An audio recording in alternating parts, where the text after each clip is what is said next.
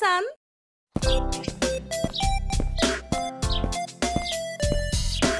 Après avoir appris que le méchant marchand d'animaux avait prévu d'emmener Pofu et les autres lapins chez la sorcière du feu, Cendrillon prend immédiatement des dispositions pour les sauver.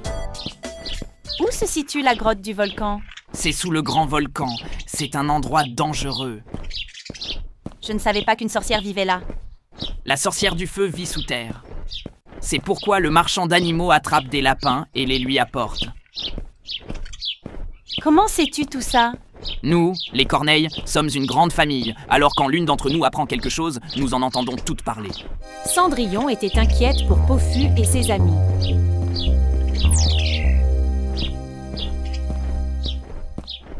Pauvres lapins, j'espère que nous pourrons les sauver avant que la sorcière ne les atteigne. Le marchand d'animaux était fatigué, alors il s'est arrêté pour faire une pause. Regarde! Il s'est assis pour manger. Il est probablement fatigué d'avoir porté le sac. Il s'est endormi. Nous devons agir maintenant. Cendrillon et la corneille ont immédiatement élaboré un plan. Nous avons besoin d'une longue corde. Et si on utilisait ce morceau de lierre? Vous êtes une corneille très intelligente. On dit que je suis aussi débrouillarde que je suis intelligente. C'est vrai? Prouve-le alors.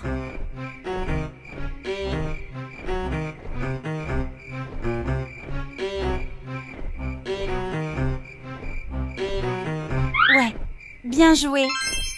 C'est fait. Allez, tirez le lierre. C'est un peu lourd. Allez, on peut le faire. Oh non! Il s'est coincé dans la branche. Tirez plus vite. Allez. Hein? Qu'est-ce qui se passe? Zut, il nous a vus. Cours vite. Alors tu as essayé de voler mon sac. Reviens ici. Va te planquer dans la forêt. Où est passée la fille? Elle a dû s'enfuir. De toute façon, j'ai encore un long chemin à parcourir. Et je dois continuer. Ainsi, le marchand d'animaux reprit son voyage. Cendrillon et la corneille étaient contrariées parce qu'elles n'avaient pas pu sauver les lapins.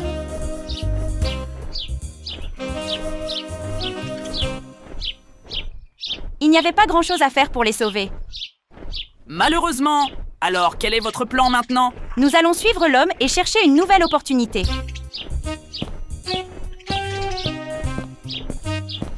Cendrillon et la corneille suivirent de près le marchand d'animaux. Regardez, il a fait une autre pause. C'est peut-être notre chance. Ouais, cachons-nous ici et attendons.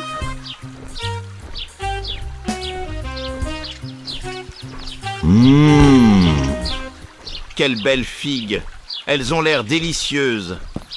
On y est. Nous pouvons prendre le sac pendant qu'il est occupé. Doux comme le miel. Appétissant. Oui, c'est l'heure. Juste à ce moment, Cendrillon a remarqué quelque chose. Regarde, il y a un trou dans le sac. C'est Pofu. Elle a réussi à percer le sac. Il s'échappe.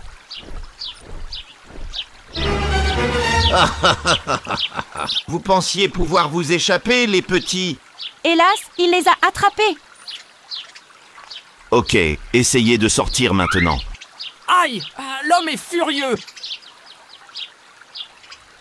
Nous pouvons maintenant continuer. Nous n'avons pas pu faire grand-chose cette fois-ci.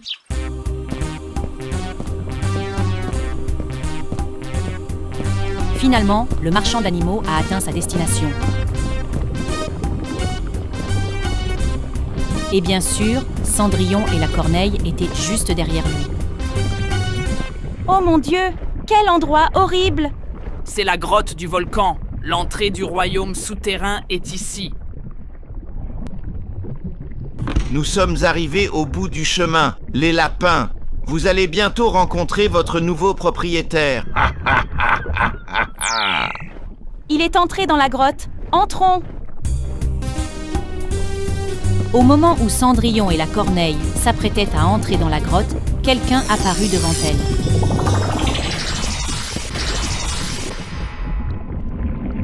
N'entrez pas dans la grotte, la sorcière va vous brûler. Qui êtes-vous? Je suis un oracle et je protège les bonnes créatures. Si vous voulez sauver les lapins, vous devez d'abord trouver le livre magique. Quel est ce livre magique? À quoi sert-il? Tu ne peux pas affronter la sorcière du feu sans le livre de magie. Si tu le trouves, tu auras aussi des pouvoirs magiques. Des pouvoirs magiques? Oui, alors seulement vous pourrez vaincre la sorcière du feu et sauver les lapins. Je n'ai pas le temps pour ça. Pofou et ses amis sont en grand danger. Ne vous inquiétez pas, la sorcière ne les fera pas cuire avant le rituel du feu. En attendant, vous devez trouver le livre magique et revenir ici.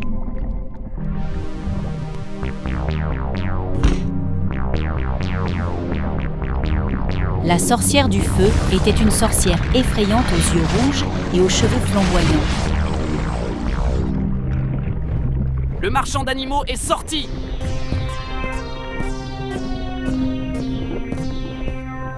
Hé hé! Quel beau son font les pièces d'or!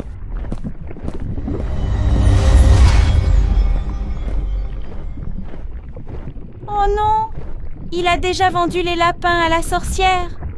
Maintenant, il va voir!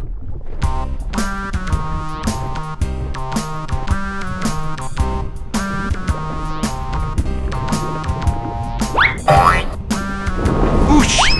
Je brûle!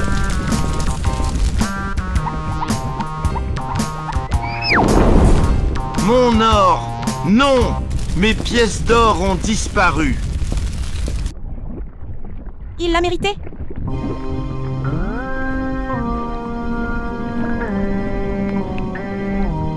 Cendrillon se tourna à nouveau vers l'oracle et lui demanda « Alors, où est-ce que je trouve ce livre magique ?»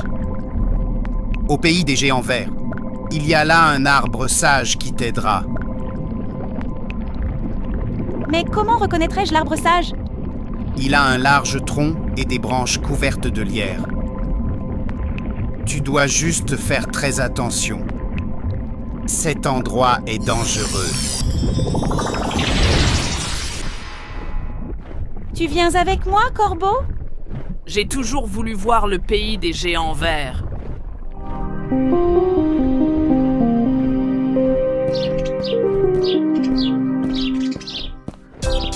Est-ce que Cendrillon aura des pouvoirs magiques et retournera à la grotte du volcan à temps pour sauver Pofu et ses amis? Observez le livre magique et découvrez-le.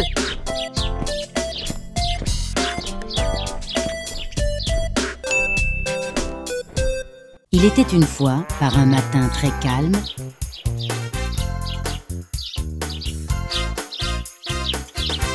tout le monde dormait à la ferme. Les poules, les chevaux, les vaches, les lapins, même les hiboux. Seul Génie la chèvre était réveillé. Et bien sûr, le grand méchant loup était aussi réveillé.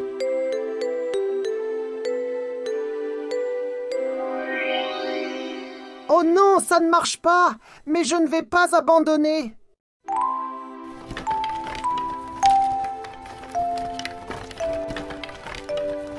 La chèvre était tellement concentrée sur son travail qu'elle ne réalisa pas que le loup l'observait de loin. Qu'est-ce que c'est? Que fait cette chèvre? Je ne peux pas voir d'ici. Je dois me rapprocher.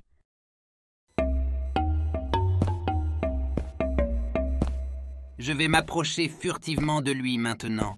Il ne me verra jamais.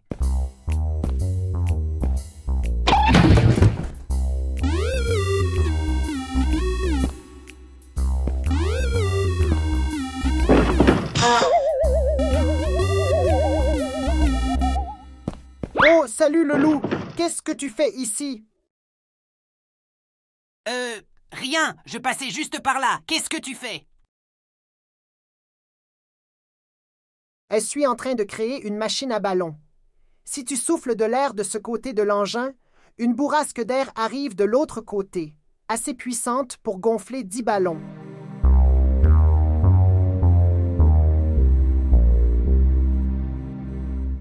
Pendant que la chèvre expliquait le fonctionnement de son invention, le loup élaborait un plan diabolique.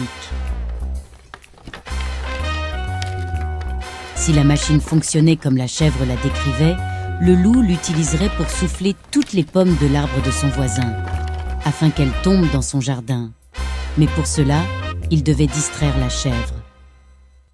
Et regarde, il y a 2 oiseaux blessés derrière cet arbre. Laisse-moi vérifier.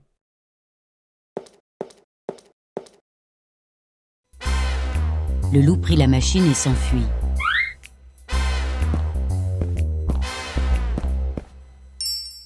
Arrête!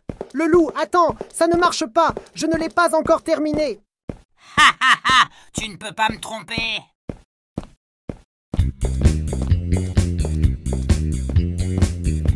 Le loup plaça la machine à côté du jardin de son voisin.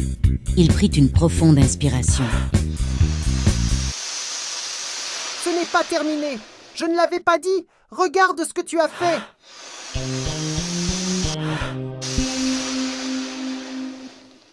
Oh non, je suis en train de voler. Faites-moi descendre. Faites-moi descendre. Ça marche. Ça marche. Hurrah!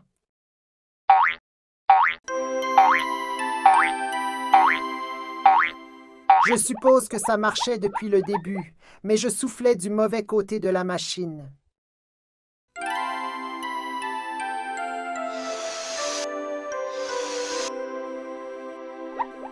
Faites-moi descendre. Je ne suis pas un ballon. Maman, à l'aide.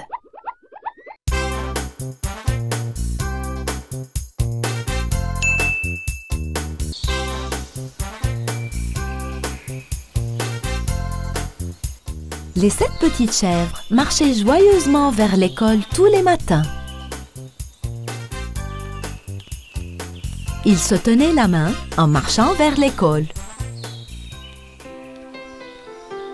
Voyage scolaire! Voyage scolaire! Qui arrive le premier annonce la nouvelle à maman. Ils coururent tous à la maison aussi vite qu'ils le pouvaient. Et quand ils arrivèrent enfin, leur cœur battait fort. Maman, maman, maman! Qu'est-ce qui se passe? Il y a un voyage scolaire à Paris. Alors, tout de suite, vous devriez faire des recherches sur Paris. Le lendemain, ils imprimèrent les informations et les lurent. Ouah, ouah! Le plus grand musée du monde est à Paris, en France. Vous savez, il s'appelle le Louvre. C'est aussi grand que 10 terrains de football. Si nous regardions chaque œuvre d'art pendant 1 minute, il nous faudrait 73 jours pour tout voir. Mais il y a un chef-d'œuvre que nous devons voir, Mona Lisa. Le moment de leur voyage à Paris arrivait enfin. Les petites chèvres se couchèrent tôt ce soir-là, mais elles n'arrivaient pas à dormir et se retournaient dans leur lit. Ils se rendirent à l'aéroport. Ils étaient si excités de monter dans l'avion pour la première fois.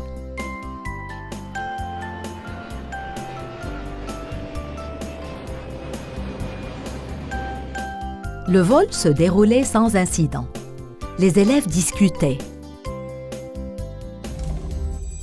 Juste à ce moment-là, l'une des petites chèvres ne put s'empêcher de remarquer un visage familier, assis au dernier rang, essayant de se déguiser.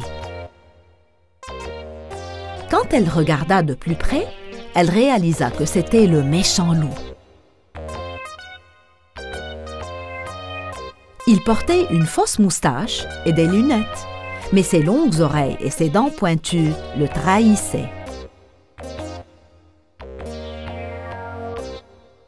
Oh non, ils m'ont probablement reconnu. Qu'est-ce que ces petites chèvres font ici? Je dois me cacher. Le méchant loup rampa dans son siège jusqu'aux toilettes. Il n'est pas ressorti avant l'atterrissage de l'avion. Dès leur arrivée à Paris, ils se rendirent à leur hôtel. Le méchant loup les traquait en souriant malicieusement.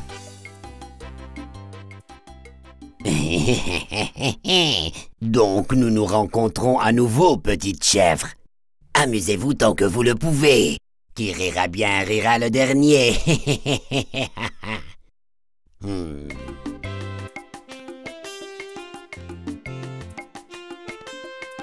Le premier arrêt du voyage était la tour Eiffel.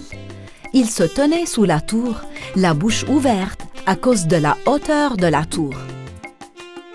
Le paysage d'en haut était magnifique et tout semblait si petit. Après avoir mangé un peu de nourriture, ils décidèrent d'aller voir un musée. Ce musée était le plus célèbre en France et son nom est le musée du Louvre. À la fin d'une visite de musée aussi réjouissante, ils s'arrêtèrent devant la pièce la plus précieuse du musée, le tableau de la Joconde.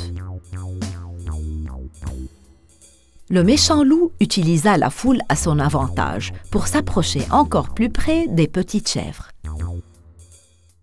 L'une d'entre elles racontait à son amie ce qu'était la Joconde. Finalement, misérable petite chèvre, maintenant vous êtes finis. Les petites chèvres s'enfuient en hurlant et la scène était chaotique. Le chaos s'installa et les autres visiteurs du musée se rejoignirent à eux, sans savoir ce qui se passait. Mais le méchant loup ne bougea pas. Ses véritables intentions étaient différentes. Profitant de la bousculade, il vola le tableau de la Joconde et tenta de courir vers la sortie. Il voulait vendre la peinture pour devenir riche. Frères, sœurs, suivez ma voie pour me trouver. Allez-y!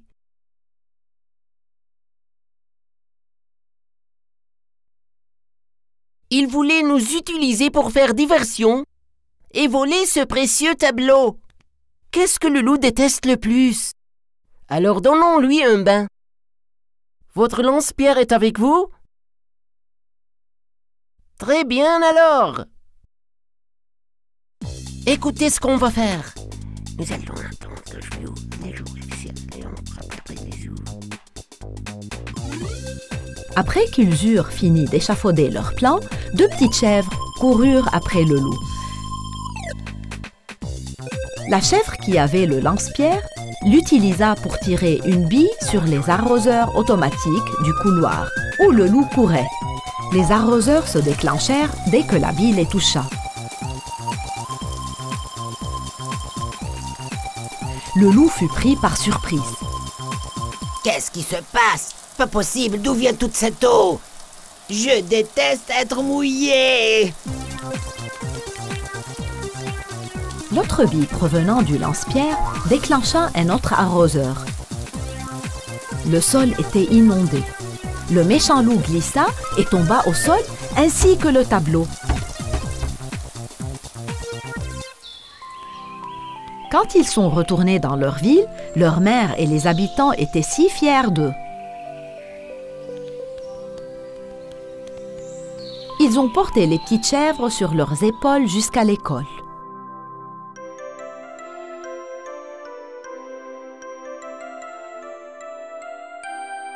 Méchant loup. Qu'en est-il de lui?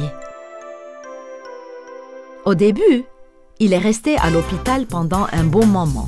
Il a été accusé de vol qualifié et comme punition, il a dû laver les sols du musée pendant 1 an complet. Il a regretté ce qu'il avait fait, mais c'était trop tard.